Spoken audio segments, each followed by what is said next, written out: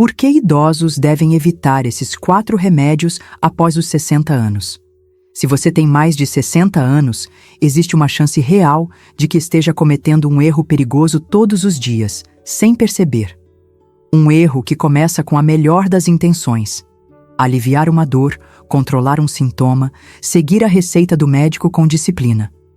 Mas esse mesmo erro tem levado milhares de idosos a hospitais, UTIs, cirurgias e, em muitos casos, a uma perda de qualidade de vida que poderia ter sido evitada. Imagine um remédio que você toma com a esperança de melhorar.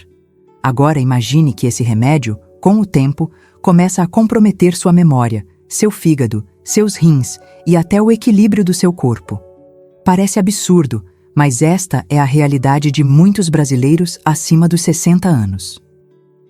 Como diz a palavra em Provérbios, o sábio vê o perigo e se esconde, mas o imprudente segue adiante e sofre as consequências. A sabedoria protege, mas o desconhecimento aprisiona. E quando se trata da sua saúde, não saber pode custar caro. A ciência já comprovou: após os 60 anos, o corpo processa medicamentos de forma diferente. O que antes era bem tolerado, agora se torna um risco silencioso. Mais de 50% dos efeitos colaterais graves registrados em idosos estão relacionados ao uso inadequado de medicamentos comuns, tomados sem acompanhamento contínuo ou sem o devido ajuste para a nova realidade do corpo maduro. Não se trata de demonizar a medicina. Ao contrário, trata-se de abrir os olhos para algo que poucos falam com clareza. Certos remédios, em certas idades, deixam de ajudar e passam a prejudicar.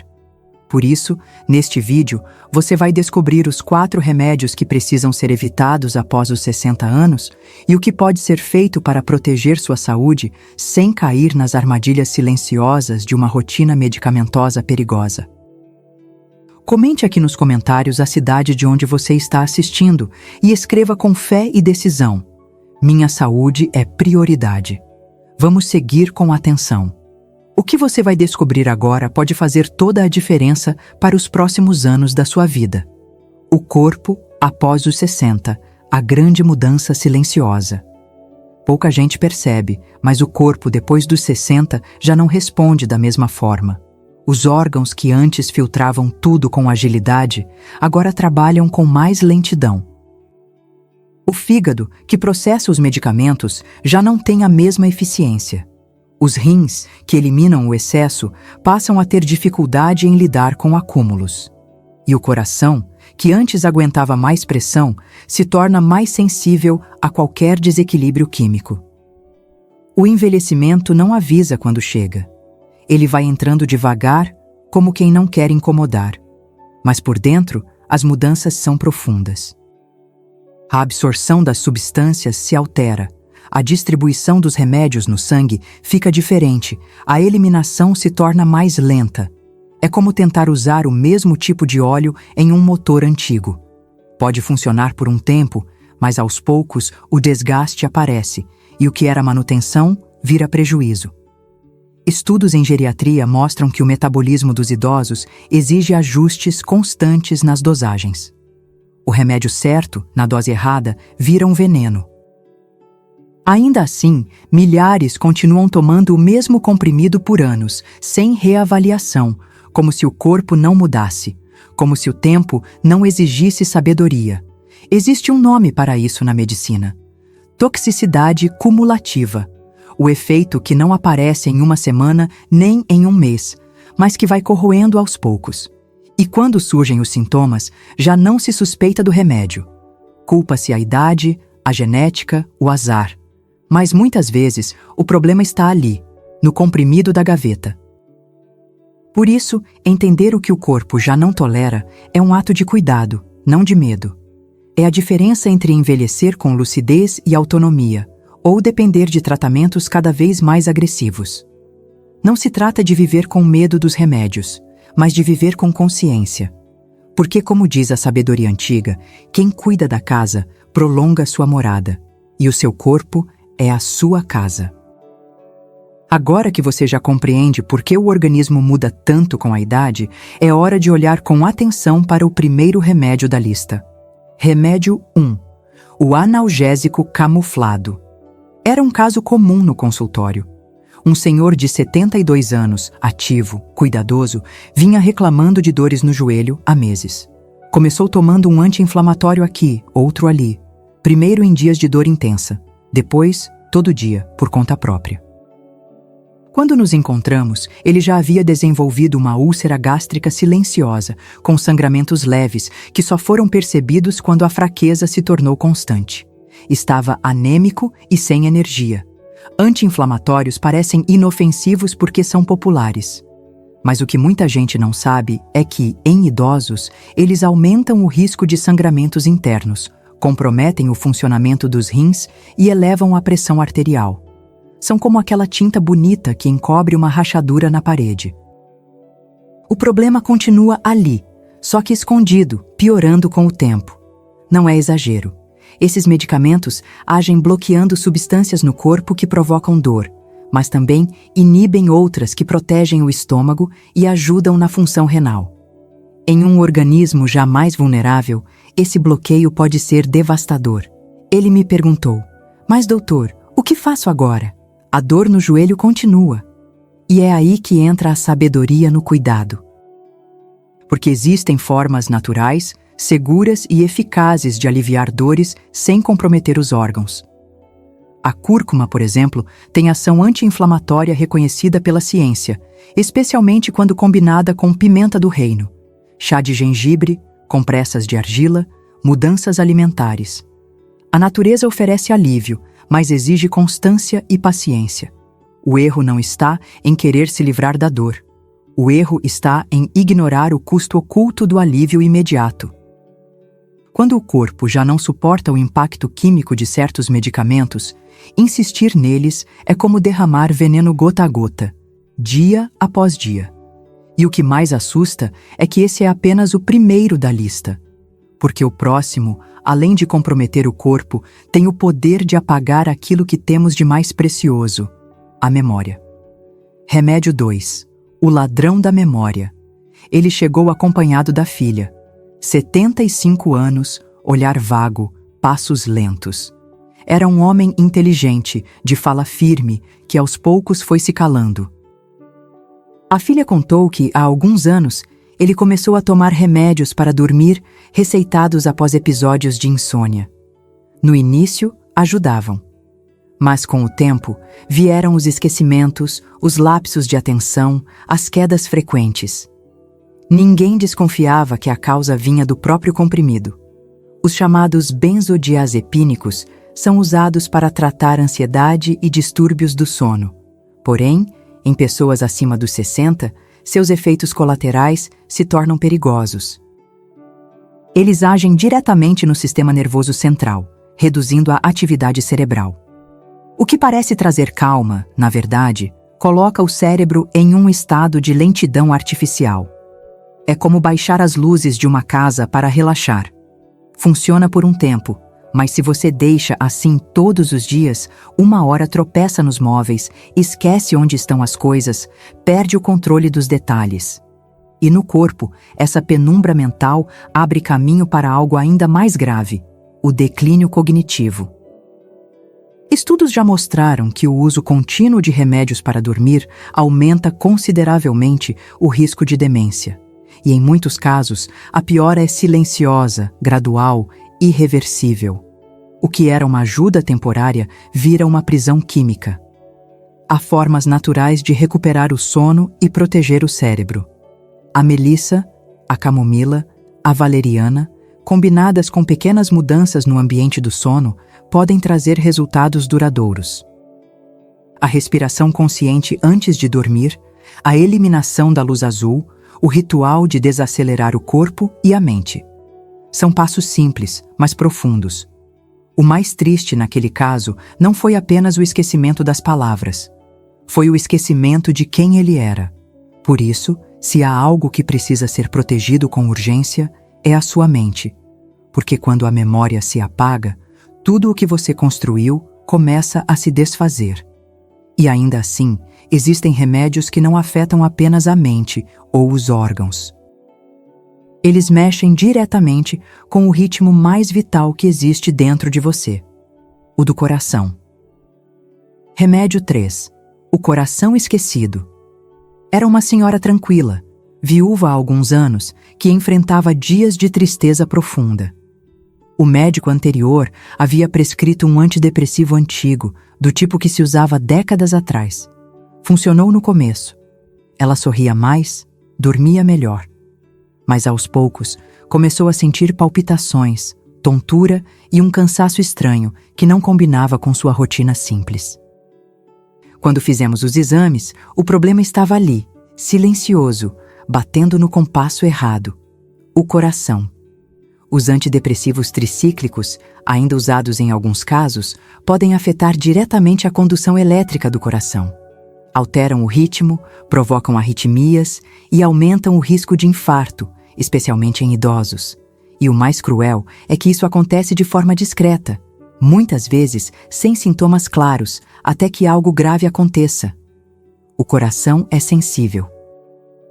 Não apenas ao que sentimos, mas ao que colocamos dentro de nós. E certos medicamentos, mesmo que tragam alívio emocional, cobram um preço alto em um organismo que já carrega o peso dos anos. O risco não é apenas físico, é emocional também. Porque o medo de uma dor no peito passa a habitar o pensamento de quem deveria estar vivendo com leveza. Em casos assim, o tratamento precisa de revisão. Existem opções mais modernas, com menos impacto cardiovascular, além de abordagens complementares. Terapia, escuta, caminhada, alimentação. A mente e o corpo se conectam de formas que a medicina só começou a entender agora, embora a sabedoria antiga já dissesse: o coração alegre é um bom remédio, mas o espírito abatido seca os ossos. Cuidar da saúde mental é urgente, mas isso nunca deve significar expor o corpo a riscos maiores, porque não se trata apenas de continuar vivendo. Trata-se de como se vive. E quando o ritmo do coração começa a falhar, tudo à nossa volta perde o compasso. Mas há um tipo de remédio que muitos idosos continuam tomando como se fosse inofensivo, todos os dias, sem imaginar que ele é capaz de provocar quedas, tonturas e até falência muscular. Ele parece leve, mas por trás da aparência esconde um perigo sério. Remédio 4. O veneno do intestino.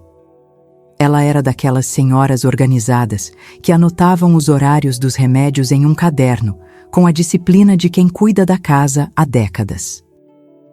Todo dia, ao acordar, tomava um laxante leve e, antes do almoço, um diurético.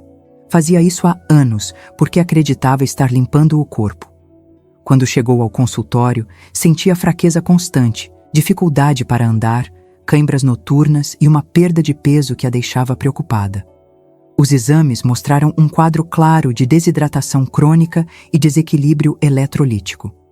O potássio estava baixo, o sódio também.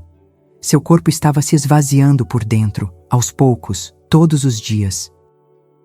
Ela não estava doente, estava sendo drenada. Laxantes e diuréticos de uso contínuo mexem diretamente com o equilíbrio dos líquidos e sais minerais do corpo. E em pessoas mais velhas, esse equilíbrio é frágil. Um pequeno desvio já é suficiente para causar tonturas, quedas, arritmias cardíacas e enfraquecimento muscular. O corpo precisa de água, de nutrientes, de reserva.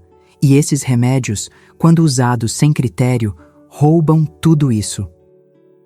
É como tentar limpar uma casa jogando fora os móveis junto com a poeira. A faxina vira destruição.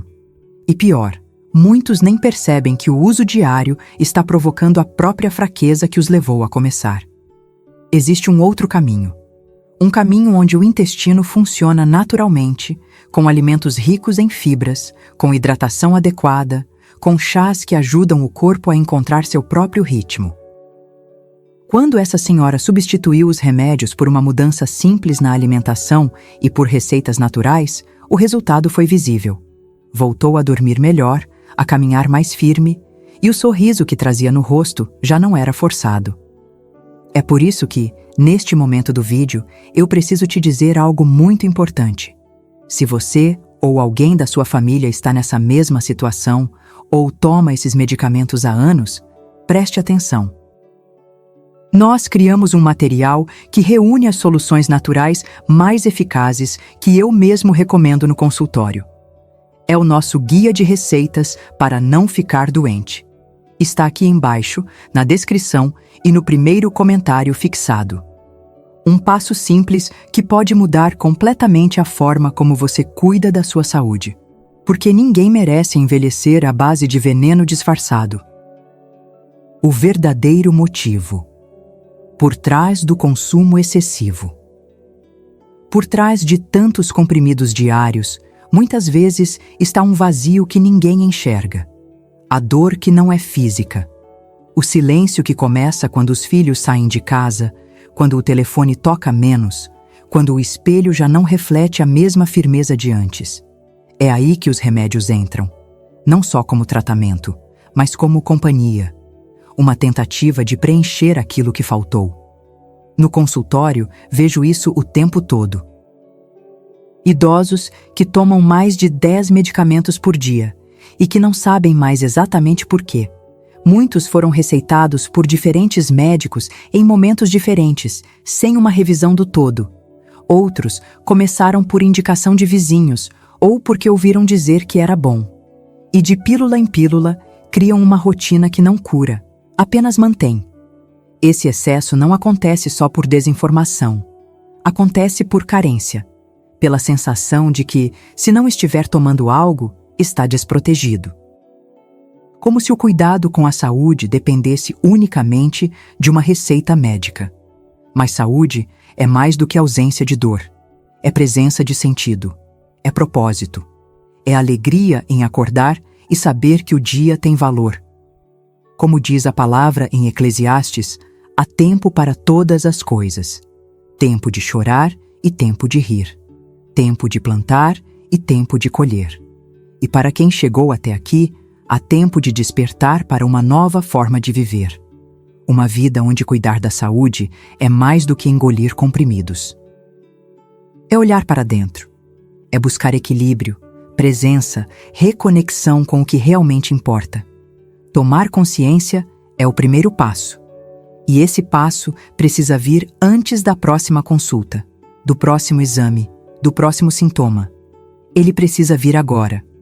Porque, em muitos casos, não é o corpo que está doente, é o estilo de vida que adoeceu. E quando se entende isso, começa um novo ciclo, mais leve, mais sábio, mais livre. A alternativa que fortalece a força da natureza. Quando a ficha cai, muitos se perguntam por onde começar. Afinal, abandonar uma rotina construída ao longo dos anos pode parecer assustador. Mas a verdade é que o corpo, mesmo mais velho, responde com gratidão quando é tratado com o que ele realmente precisa. E na maioria das vezes, o que ele precisa está na natureza, não no armário da farmácia. A comida certa, preparada do jeito certo, no horário certo, pode fazer mais do que muita fórmula química. Um chá feito com as plantas corretas, um prato equilibrado com fibras e nutrientes, um descanso verdadeiro após o almoço. Tudo isso age com suavidade e profundidade, sem agredir, sem sobrecarregar. É um cuidado que restaura. No consultório, quando os pacientes decidem dar esse passo, não é raro que eles mesmos percebam a mudança. Dormem melhor, sentem-se mais leves, voltam a ter prazer em caminhar, cozinhar, conversar. O brilho nos olhos volta. E não é mágica, é lógica. O corpo sabe se curar quando a gente para de atrapalhar. Mas é importante lembrar, não se trata de substituir remédio por chá e seguir tudo sozinho. É preciso ter orientação, clareza e um plano. Por isso criamos o Guia de Receitas para não ficar doente. Ele não é uma promessa milagrosa. É um caminho real, com receitas que respeitam seu tempo, seus limites e seu corpo. Combinamos o que há de melhor na sabedoria popular com aquilo que a ciência já confirmou. O link está aqui embaixo, na descrição e também no primeiro comentário fixado. Tomar a decisão de mudar exige coragem, mas continuar do mesmo jeito, sabendo dos riscos, exige ainda mais. Por isso, se há algo que vale a pena ser feito agora, é cuidar da sua saúde com consciência. Porque a velhice não precisa ser sinônimo de dor. Pode ser um tempo de lucidez, de liberdade e de força. E quando o cuidado vem da raiz, os frutos aparecem. O que vimos até aqui não é para assustar, é para despertar. Porque viver muitos anos não basta. É preciso viver com qualidade, com autonomia, com a alegria de estar presente em cada gesto simples do dia. Uma conversa, uma caminhada, um almoço em família.